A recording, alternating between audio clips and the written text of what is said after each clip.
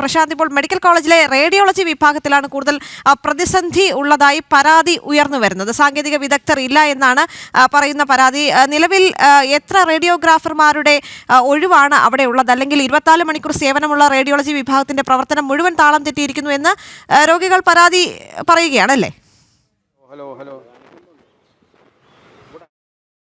Thiruvananthapuram medical കോളേജിലെ radiology വിഭാഗത്തിൽ കൂടുതൽ പ്രതിസന്ധി എന്നാണ് പരാതി. ആവശ്യത്തിന് സാങ്കേതിക വിദഗ്ധർ ഇല്ല, അതാണ് ഈ പ്രതിസന്ധി സൃഷ്ടിക്കുന്നതെന്ന് രോഗികൾ പറയുന്നു. 7 റേഡിയോഗ്രാഫർമാരെ ഡെപ്യൂട്ടേഷനിൽ വിട്ടതോടെ 24 മണിക്കൂർ സേവനമുള്ള റേഡിയോളജി വിഭാഗത്തിന്റെ പ്രവർത്തനം താളം തെറ്റിയ അവസ്ഥയിലാണ്. എക്സ്റേ, സ്കാനിംഗ് അടക്കമുള്ളവയ്ക്കായി ദിവസങ്ങൾ കാത്തിരിക്കേണ്ട സ്ഥിതിയും നിലവിലുണ്ട് എന്നൊരു ആക്ഷേപം ഉയർന്നു വരുന്നു. പ്രശാന്ത് ശങ്കരമംഗലത്ത് ചേരുന്നുണ്ട്. പ്രശാന്ത്, ഇപ്പോൾ നിലവിലെ പരാതി എന്ന് പറയുന്നത് റേഡിയോളജി വിഭാഗത്തിൽ വലിയ പ്രതിസന്ധിയാണ് നേരിടുന്നത് എന്നാണ്. അവിടെ നിന്ന് ലഭിക്കുന്ന ഏറ്റവും പുതിയ വിവരം എന്താണ്?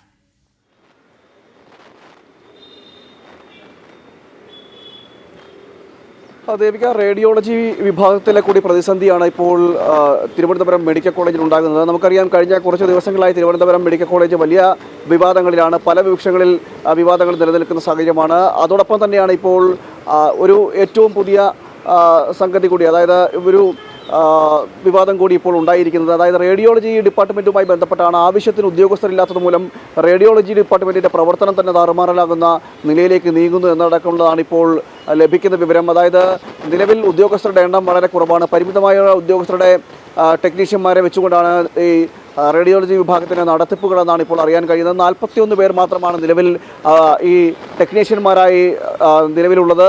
അതും വളരെ അപരിമിതമാണ്. ഇതുകൊണ്ട് തന്നെ ഈ റേഡിയോളജി വിഭാഗത്തിന് തന്നെ പ്രവർത്തനം താറുമാറാകുന്ന നിലയിലേക്ക് എത്തുന്നു എന്നതടക്കമുള്ളതാണ് ഇപ്പോൾ വ്യാപകമായിട്ട് പരാതികളായിട്ട് ഉയരുന്നത്.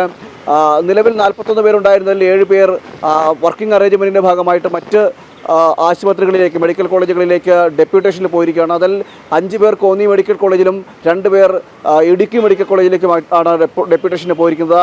ഇതുകൂടി ആയതോടുകൂടി ഈ ടെക്നീഷ്യന്മാരുടെ അഭാവം മൂലം വലിയ രീതിയിലുള്ള പ്രതിസന്ധി തിരുവനന്തപുരം മെഡിക്കൽ കോളേജിൽ രൂപപ്പെടുന്ന ഒരു സാഹചര്യം ഉണ്ടായിരുന്നു.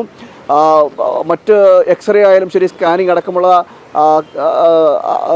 അടക്കമുള്ള കാര്യങ്ങളിലേക്ക് അത് എടുക്കുവാൻ വരുന്ന രോഗികൾക്ക് പോലും കാത്തു നിൽക്കേണ്ടതായിട്ടുള്ള ബുദ്ധിമുട്ടുണ്ടെന്നാണ് മനസ്സിലാക്കാൻ കഴിയുന്നത്. നേരത്തെ ഈ ആശുപത്രി തുടങ്ങിയത് മുതൽ ഉണ്ടായ തസ്തിക മാത്രമാണ് ഈ നിലവിൽ നിലനിൽക്കുന്നത്. ആ തസ്തിക വർദ്ധിപ്പിക്കുവാൻ അധികൃതർ തയ്യാറായതുമില്ല.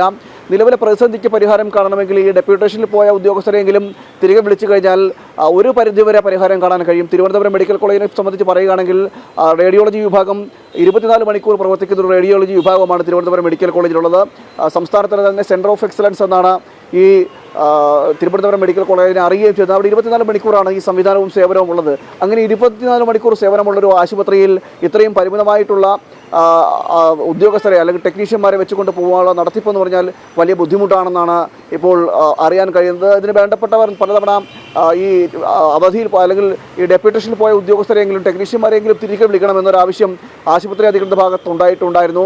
എന്നാൽ അതിൽ അധികൃതർ ഭാഗത്തുനിന്ന് ഒരു നടപടി ഉണ്ടായിട്ടില്ല. സർക്കാരിൻ്റെ ഭാഗത്തുനിന്നോ ആരോഗ്യവകുപ്പിൻ്റെ ഭാഗത്തുനിന്നോ അങ്ങൊരു നടപടി ഇവരെ തിരികെ വിളിച്ചുകൊണ്ട് പ്രവർത്തനം സുഗമമാക്കാം എന്നൊരു നിലപാടിലേക്ക് നിലവിൽ എത്തിയിട്ടില്ല എന്നാണ് നമുക്ക് മനസ്സിലാക്കാൻ കഴിയുന്നത്. അതോടുകൂടി പ്രവർത്തനം താളം തട്ടുന്ന നിലയിലേക്ക് ചെന്നെത്തി ഒരു എക്സ്റേക്കോ അല്ലെങ്കിൽ CT സ്കാൻ അടക്കമുള്ള അല്ലെങ്കിൽ മാമോഗ്രാം അടക്കമുള്ളവയ്ക്കായി ടോക്കൺ എടുത്തുകൊണ്ട് കാത്തു നിൽക്കേണ്ട സ്ഥിതി തിരുവനന്തപുരം മെഡിക്കൽ കോളേജിൽ ഉണ്ടാകുന്നു എന്ന അതിഗൗരവമായൊരു വിഷയം കൂടി നിലനിൽക്കുന്നുണ്ട്. കാരണം ഇങ്ങനെ ഒരു സാഹചര്യത്തിൽ ഗുരുതരമായ രോഗങ്ങളുമായി വരുന്നവർക്കും അല്ലെങ്കിൽ ക്രിട്ടിക്കൽ സ്റ്റേജിൽ വരുന്നവർക്കും ഇത്തരത്തിൽ ഈ ടെസ്റ്റുകൾ ചെയ്ത് പരിശോധനകൾ പൂർത്തിയാക്കിയെങ്കിൽ മാത്രമേ, അതായത് ഈ എക്സ്റേ അല്ലെങ്കിൽ സ്കാൻ അടക്കമുള്ള മാമോഗ്രാം അടക്കമുള്ളവ ചെയ്തുകൊണ്ട് ആ പരിശോധന പൂർത്തിയാക്കിയാൽ മാത്രമാണ് രോഗനിർണയം നടത്തുവാൻ സാധിക്കുകയുള്ളൂ. ഇങ്ങനെ ഗുരുതരമായ രോഗങ്ങളുമായി വരുന്നവരുടെ രോഗനിർണയം നടത്തുവാൻ തന്നെ ദിവസങ്ങൾ പിന്നിടുമ്പോൾ അത് അസുഖത്തെ തന്നെ കൂടുതൽ ബാധിക്കുന്നതിലേക്ക് എത്തും. അതുകൊണ്ട് തന്നെ അത് രോഗികൾക്ക് ഏറെ ബുദ്ധിമുട്ട് സൃഷ്ടിക്കുകയും ചെയ്യും. ഈ സാഹചര്യത്തിലാണ് അടിയന്തര നടപടി ഉണ്ടാകണമെന്നൊരു ആവശ്യം വരുന്നത്. തിരികെ ഈ ഡെപ്യൂട്ടേഷനിൽ പോയ ഉദ്യോഗസ്ഥരെങ്കിലും തിരികെ വിളിച്ചുകൊണ്ട് മെഡിക്കൽ കോളേജിലെ റേഡിയോളജി വിഭാഗത്തിൻ്റെ ആ വിഭാഗത്തിലെ പ്രശ്നങ്ങൾ പരിഹരിക്കുവാൻ ഒരു ഇടപെടൽ വേണമെന്നൊരു ആവശ്യവും ശക്തമാവുകയാണ്.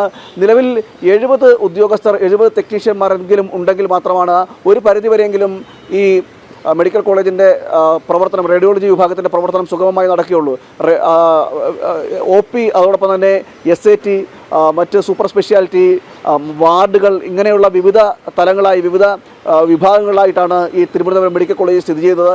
ഈ എല്ലാവർക്കും ഈ സ്ഥലങ്ങളിൽ ഈ ഒരു വിഭാഗത്തിലുള്ള വിവിധ വിഭാഗത്തിൽ, അതായത് OP ആയിക്കോട്ടെ അല്ലെങ്കിൽ SATയിലോ സൂപ്പർ സ്പെഷ്യാലിറ്റിയിലോ വാർഡിലോ മറ്റു വിഭാഗങ്ങളിലുള്ളവർക്ക് എല്ലാവർക്കും ഏറ്റവും അത്യന്താപേക്ഷിതമാണ് ഈ റേഡിയോളജി വിഭാഗം എന്ന് പറയുന്നത്. അതായത് എക്സ്റേ, സ്കാൻ അടക്കമുള്ള യൂണിറ്റുകൾ ഇത് ഏറ്റവും അത്യന്താപേക്ഷിതമാണ്. അങ്ങനെ വരുമ്പോൾ 24 മണിക്കൂറും സേവനം കൂടിയാവുന്നതോടുകൂടി ഉദ്യോഗസ്ഥരുടെ ജീവനക്കാരുടെ മനോനിലയെ തന്നെ ഇത് ബാധിക്കുന്നു എന്നതടക്കമുള്ളതാണ് വിമർശനങ്ങളായിട്ട് ഉയരുന്നത്. കാരണം ഇങ്ങനെ തുടർച്ചയായി ജോലി ചെയ്യുമ്പോൾ അവരുടെ മനോനിലയെ മാനസിക വേദനകളും കൂടുന്നുവെന്നും പറയുന്നു വിമർശനങ്ങളായിട്ട് ഉയരുന്ന ഒരു സാഹചര്യമുണ്ട്.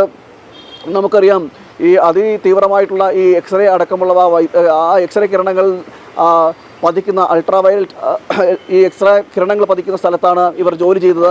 അങ്ങനെ റേഡിയോളജി ആ ഒരു റേഡിയേഷൻ തരംഗങ്ങൾ അതിതീവ്രമായിട്ട് പതിക്കുന്ന സ്ഥലത്ത് ജോലി ചെയ്യുന്നതിനാൽ തന്നെ വലിയ രീതിയിലുള്ള ശാരീരിക ബുദ്ധിമുട്ട് ഉദ്യോഗസ്ഥർക്ക് ഉണ്ടാകുന്നു. ഈ റേഡിയേഷനുമായി ബന്ധപ്പെട്ട് നിൽക്കുന്നത് കൊണ്ട് തന്നെ ഈ ബുദ്ധിമുട്ടുകൾ ഏറെക്കുറെയെങ്കിലും പരിഹരിക്കണമെങ്കിൽ അതിന് ആനുപാതികമായിട്ടുള്ള ഈ ജീവനക്കാർ എത്തിയെങ്കിൽ മാത്രമേ ഇതിനൊരു പരിഹാരം കാണാൻ സാധിക്കുകയുള്ളൂ. എന്നാൽ അങ്ങനെ ഒരു പരിഹാരം കാണുവാൻ സർക്കാരിൻ്റെ ഭാഗത്ത് ഉണ്ടാകുന്നില്ല എന്നതാണ് ഏറ്റവും എടുത്തു പറയേണ്ടത്. മറ്റൊരു കാര്യമെന്ന് പറയുന്നത് ഈ കോന്നി മെഡിക്കൽ കോളേജ് സ്ഥിതി ചെയ്യുന്നത് ആരോഗ്യമന്ത്രിയുടെ മണ്ഡലത്തിലാണ്, വീണ ജോർജിൻ്റെ മണ്ഡലത്തിലാണ്.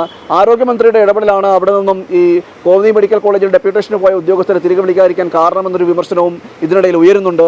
മാത്രമല്ല കോന്നി മെഡിക്കൽ കോളേജിലായിക്കോട്ടെ അല്ലെങ്കിൽ തൃശ്ശൂർ ഇടുക്കി മെഡിക്കൽ കോളേജിലായിക്കോട്ടെ ഈ രണ്ട് മെഡിക്കൽ കോളേജുകളിലും ആവശ്യത്തിന് തസ്തിക റേഡിയോളജി വിഭാഗത്തിൽ സൃഷ്ടിക്കാൻ ഇതുവരെ കഴിഞ്ഞിട്ടില്ല. മെഡിക്കൽ കോളേജ് ആരംഭിച്ച് ഇത്ര കാലം മുന്നിടുമ്പോഴും ഈ വിഭാഗത്തിൽ റേഡിയോളജി വിഭാഗത്തിൽ ഒരു തസ്തിക സൃഷ്ടിക്കുവാനോ ആ തസ്തിക സൃഷ്ടിച്ചുകൊണ്ട് മറ്റ് ഉദ്യോഗസ്ഥരെ ഇതുമായി ബന്ധപ്പെട്ട ഉദ്യോഗസ്ഥരെ റേഡിയോളജിസ്റ്റ് ആയിട്ടുള്ള ഉദ്യോഗസ്ഥരെ അവിടേക്ക് എടുക്കുവാനോ ഉള്ള നടപടികളൊന്നും പൂർത്തിയായിട്ടില്ല. അതിനു പകരം തിരുവനന്തപുരം മെഡിക്കൽ കോളേജിൽ നിന്നും ഡെപ്യൂട്ടേഷനിലുള്ള ഉദ്യോഗസ്ഥരെ അവിടേക്ക് നിയമിക്കുകയും അങ്ങനെയാണ് ഇപ്പോൾ ഈ രണ്ട് മെഡിക്കൽ കോളേജിൻ്റെയും പ്രവർത്തനം നിലനിൽക്കുന്നത്.